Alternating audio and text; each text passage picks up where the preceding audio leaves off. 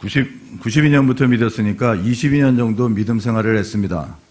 지금은 온누리교회 교인이지만 근무지가 북경이라 14년 정도는 북경 한인교회 교인이었습니다.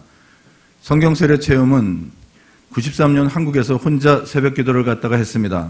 찬송을 하는데 이유 없이 울음이 났으며 기도를 할 때 머리에서부터 차가운 전기 같은 느낌이 계속 강력히 임했습니다. 하지만 물어볼 것도 없고 끌어주는 사람도 없어서 유야무야가 되었습니다. 이것이 무엇인지 알게 되려면 아직 15년을 기다려야 했습니다. 성경을 믿은 지 10년이 돼서야 겨우 한 번 읽었습니다. 그것도 94년 새해에 11개 학까지 간신히 읽고 덮었다가 2002년도에 역대상부터 다시 읽기 시작해서 처음으로 성경 전체를 읽어본 것입니다. 읽기 시작한 지 10년 만에 한 번 읽긴 했지만 안 읽은 거나 마찬가지였습니다.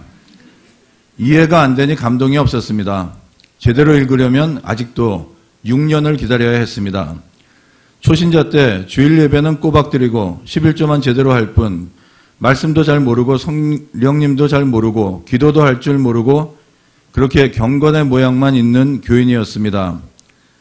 2006년도에 교회에서 남성교회 회장 직분을 주셔서 적극 사양했습니다.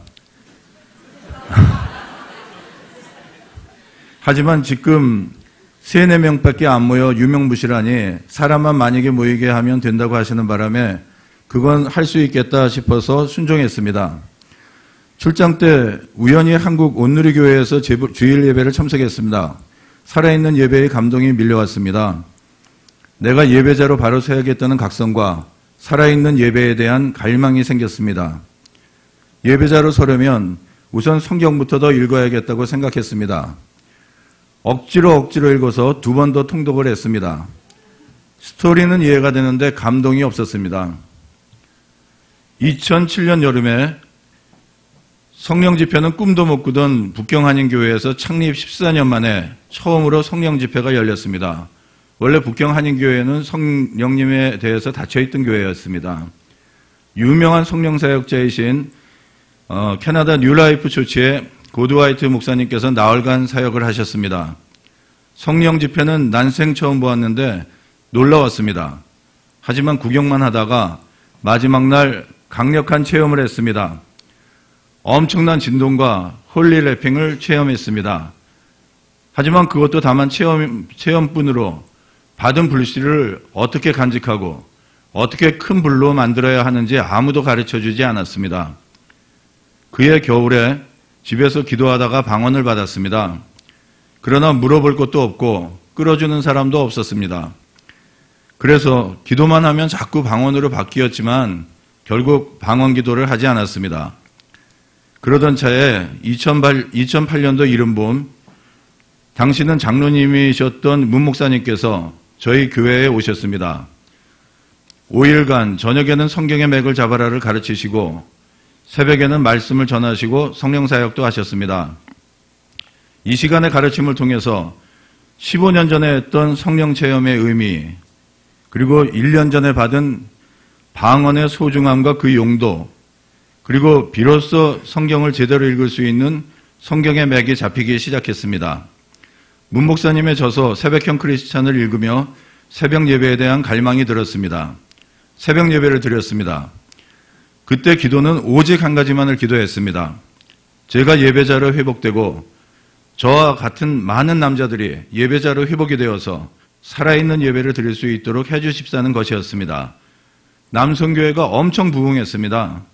겨우 3, 4명 모이던 남성교회가 모일 때마다 100명 가까이 모였습니다. 그러나 남성교회가 친교회만 머물 때는 영적 전쟁이 전혀 없었습니다. 그러나 정확하게 남자들이 7개 팀으로 나누어서 소그룹 예배를 시작하자 마귀들이 엄청나게 공격한다는 것을 체험했습니다. 또한 이 때문에 중보기도의 강력함도 체험했습니다. 남성교회의 리더들이 헌신했더니 축복이 아니라 낭패를 당하는 것을 통해서 망신을 당하는 것을 통해서 멈추게 하고 싶은 영적 전쟁이었습니다. 소그룹 예배가 시작된 지 정확히 2주째부터 느닷없이 실직, 갑작스런 자녀의 백혈병, 갓 태어난 아이의 심장을 꺼내놓고 해야 되는 수술, 신혼가정의 이혼, 부인의 암, 군대 갔다 온 대학생 자녀의 폐결핵, 다양한 방법으로 남성교회 정확히 15명의 리더십들만 연속적으로 공격을 당했습니다. 하지만 중보 기도로 다 회복이 되었습니다. 그것을 통해 중보 기도의 강력함을 체험하고 영적 전쟁의 실제를 알게 되었습니다. 저는 극적인 거듭남의 체험은 없습니다. 남성교회를 섬기는 직분을 통해서 서서히 믿음의 성장과 영적인 진보가 있었던 케이스입니다. 그리고 교회의 직분은 은혜의 통로라는 비밀을 알게 되었습니다.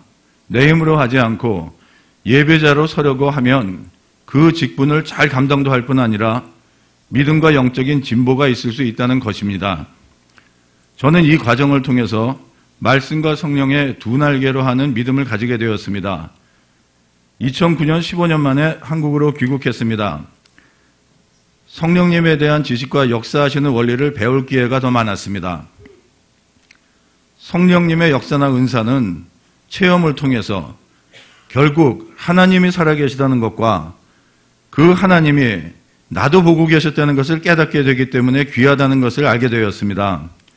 또한 은사는 믿는 자들보다는 불신자에 대한 전도의 문을 여는 수단으로서 귀하다는 것도 알게 되었습니다.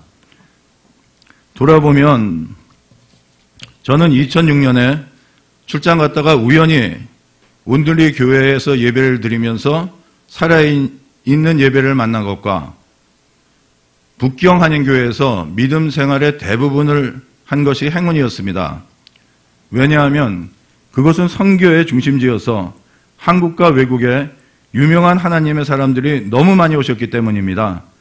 생각이 없을 때는 몰랐는데 예배자로 바로 서고 싶다고 소망하던 2007년부터 반응했더니 많은 하나님의 사람들의 다양한 믿음과 다양한 기름을 조금씩 빌려올 수 있었던 것입니다.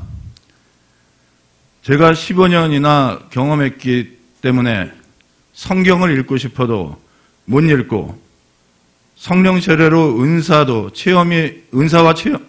받고 체험이 있어도 어찌할 바를 모르는 답답함을 너무 잘 압니다. 그런 분들을 만나면 1:1 양육자나 순장으로서 제 믿음과 제 기름을 빌려주었습니다. 그러던 중에 지극히 존경하는 문 목사님께서 너무 큰 자리에 불러주셨습니다. 저는 평신도고 회사를 퇴직하고 조그만 비즈니스를 하는 보통 사람입니다. 극구 사양하다가 오히려 평신도고 보통 사람이기 때문에 감히 이곳에 왔습니다. 여기 계신 누구라도 15년간 무늬만 교인으로 살던 때의 제 믿음보다는 훌륭하신 것 같습니다. 그래서 누구보다도 저보다 더 많은 믿음과 기름을 받으실 것이며 저보다 더 멀리 가실 것입니다. 요한복음에는 예수님께서 첫 번째로 행하신 기적을 가나의 혼인잔치에서 물을 포도주로 변하게 하신 사건을 기록하고 있습니다. 그 기적을 가장 먼저 본 사람은 항아리에 물을 담아왔던 종이었습니다. 이번에 제가 그 물 떠왔던 종의 기쁨과 감격을 안고 돌아갑니다. 사흘 동안 전임 사역자가 아닌데도 불구하고 귀 기울여 주신 여러 성도님들께 깊이 감사를 드립니다. 오사카 온누리 교회를 위해서 기도하겠습니다. 이 모든 일을 행하신 주님께 감사와 영광을 올립니다. 아멘.